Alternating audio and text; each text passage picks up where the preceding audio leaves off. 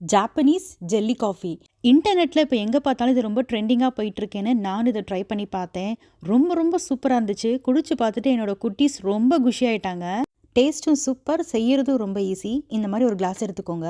அதில் instant coffee powder, brown sugar, agar agar powder அதையும் சேர்த்து நல்லா கொதிக்கிற தண்ணி ஊற்றி கட்டி இல்லாத மாதிரி விகரஸாக கலந்து எடுத்துக்கோங்க. இப்போ ஒரு பவுலில் ஊற்றி இந்த பவுலை ஃப்ரீஸ் பண்ணிடுங்க. இந்த மாதிரி கிளாஸ்லேயும் ஊற்றி ஃப்ரீஸ் பண்ணி எடுத்துக்கோங்க. இப்போ ஒரு டம்ளரில் பால், காய்ச்சி ஆற வச்ச பால், கண்டன்ஸ் மில்க் சேர்த்து நல்லா கலந்து விட்டுக்கோங்க. நம்ம ஃப்ரீஸ் பண்ணி வச்சுருந்த அந்த ஜெல்லி காஃபியில் இந்த பாலை ஊற்றி ஒரு ஸ்பூனை வச்சு இந்த ஜெல்லி இந்த மாதிரி நல்லா க்ரஷ் பண்ணி விட்டுக்கோங்க. இந்த ஜெல்லியோட அந்த மில்கை சேர்த்து குடிக்கிறதா ஜாப்பனீஸ் ஜெல்லி காஃபி. இதுக்கு பேர் மட்டும்தாங்க ஜாப்பனீஸ் ஜெல்லி காஃபி. ஜப்பானுக்கு இதுக்கும் எந்த சம்மந்தமும் இல்லைன்னு இதை செஞ்சதுக்கப்புறம் தான் தெரிஞ்சுக்கிட்டேன். ஆக்சுவலாக இது ஜெலட்டினில் பண்ணுவாங்க. ஆனால் ஜெலட்டின் உடம்புக்கு கெடுதின்னு நான் அகர் அகர் பவுடர் யூஸ் பண்ணி பண்ணியிருக்கேன். அதாவது சைனா கிராஸ் யூஸ் பண்ணி பண்ணியிருக்கேன். ரியலாக சொல்லப்போனால் இது போபா டீயை விட ரொம்ப சூப்பராக இருந்துச்சுங்க. உங்கள் வீட்டு குட்டீஸ்க்கும் இது ரொம்ப பிடிக்கும். கண்டிப்பாக நீங்களும் ட்ரை பண்ணி பாருங்கள்.